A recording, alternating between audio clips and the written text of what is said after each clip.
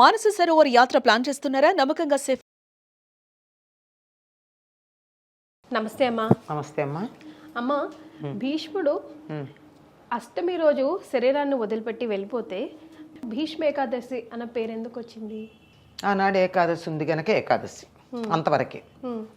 కానీ వాస్తవంగా ఉత్తరాయణం రాగానే ఆయన శరీరం వదిలేశాడు.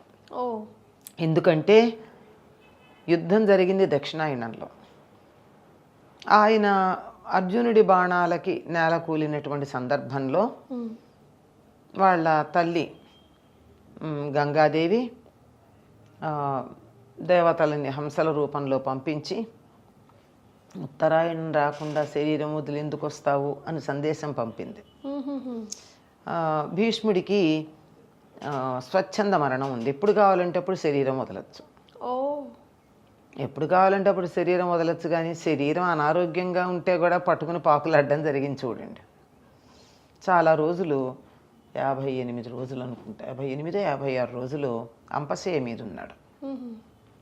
ఎప్పుడైతే ఉత్తరాయణం వచ్చిందో వెంటనే శరీరాన్ని వదిలేశాడు. ఇది జరిగింది మాఘ శుద్ధ అష్టమి. రథసప్తమి నాడు ఏం జరిగింది? సూర్యుడి యొక్క గమనం మారింది, అంటే ఉత్తరం దిక్కుకు వచ్చేసాడు. అందుకని ఆ మర్నాడు సూర్యుడు ఉత్తర దిక్కుకు ప్రయాణం మొదలుపెట్టాడు అనేది తెలిసింది గనక మర్నాడు శరీరం వదిలేశాడు. ఎప్పుడైతే ఇది జరిగిందో, ఉత్తర దిక్కుకి సూర్యుడు రథాలు మరలడం మొదలైందో, గట్టిగా ఉత్తరాయణం అని కూడా అనడానికి లేదు. ఒకప్పుడు అది ఇది కలిసి ఉండేవి, ఇప్పుడు తేడా వచ్చింది.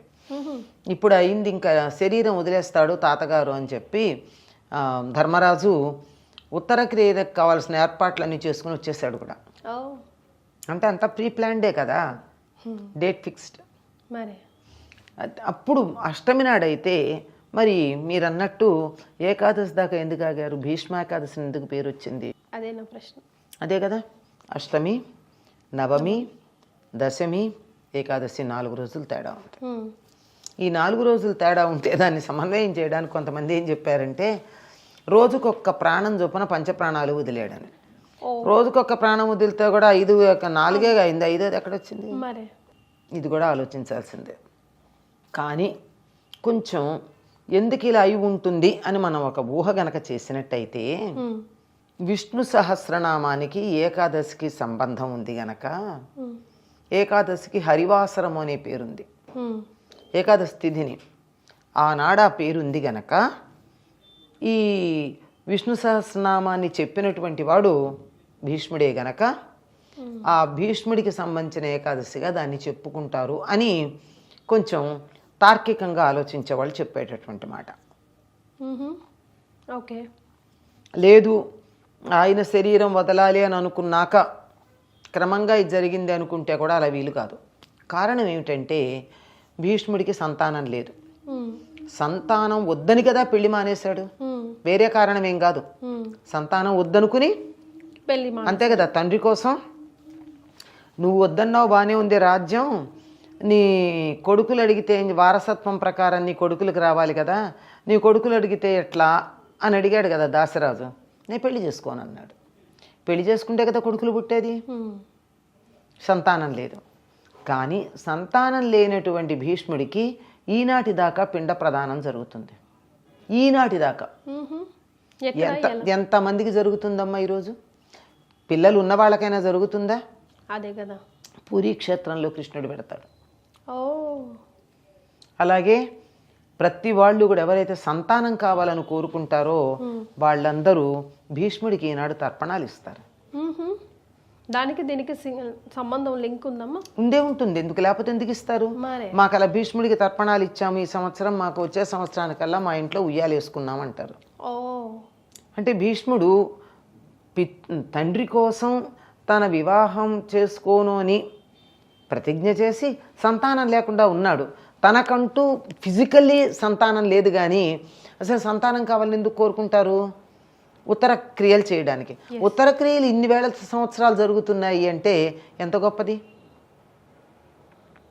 అంచేత ఈనాటికి కూడా అందరూ ఒకవేళ సంతానం కావాలని ప్రత్యేకంగా చేయడమే కాకుండా కూడా సంప్రదాయం తెలిసినటువంటి వాళ్ళందరూ కూడా భీష్మాష్టమి నాడు భీష్ముడికి తర్పణాలు ఇస్తారమ్మా. భీష్మాష్టమి నాడు. ఉమ్. ఇది భీష్మ ఏకాదశి కదమ్మా. అదేంటున్నా. అయితే ఆ తర్వాత వచ్చినటువంటి ఏకాదశి కనుక దానికి భీష్మ ఏకాదశి అనే పేరు వచ్చి ఉంటుంది అని మనం అనుకోవాల్సి ఉంటుంది. సో ప్రత్యేకంగా తర్పణాలు ఇవ్వడం ఈ రోజు ప్రత్యేకత అమ్మా. భీష్మాష్టమి నాడు. ఓకే. అష్టమి నాడే తర్పణాలు ఇస్తారు. ఓకే. మరి ఈ రోజు చేయవలసినవి చేయకూడని పనులు ఏమైనా ఉన్నాయా? ఎందుకు లేవమ్మా? భీష్మ ఏకాదశి నాడు భీష్ముడు కదా విష్ణు సహస్రనామాన్ని దర్శించింది. మరి దర్శించడం అంటే ఆయన చెప్పేశాడు. ఎంత గొప్ప అంటే కృష్ణుడు అలా నోటితో కంటితో చూస్తున్నాడు, నోటితో చెప్తున్నాడు, చెప్పిన దాని చెవులతో వింటున్నాడు. ఆయన శరీరం నుంచి వచ్చినటువంటి తులసి మాల నుండి వచ్చే పరిమళాన్ని ముక్కుతో ఆస్వాదిస్తున్నాడు. అలా చూస్తూ కదా శరీరం వదిలాడు. కనుక ఈనాడు విష్ణు సహస్రనామ పారాయణాలు చేస్తారు. భీష్మ ఏకాదశి నాడు అసలు ఏ ఏకాదశి అయినా చేస్తారు. అందులో భీష్మ ఏకాదశి నాడు తప్పనిసరిగా విష్ణు సహస్రనామ పారాయణాలు చేయడం. సరే, మనకి ఏదైనా ఉండే నియమాలు ఒకటేనమ్మా, ఎప్పుడైనా ఉండేవి. ఏమిటి అంటే బ్రహ్మచర్యం, భూసేనం, ఏకభుక్తం. అంతే కదా. ముఖ్యంగా ఏకాదశి పాటించే వాళ్ళు తప్పనిసరిగా చేసేది. అందులో ఇది ఇంకా ప్రధానమైనటువంటిది కనుక ఈ విధంగా చేస్తారు. Right. Thank you so much అమ్మా. ధన్యవాదాలు.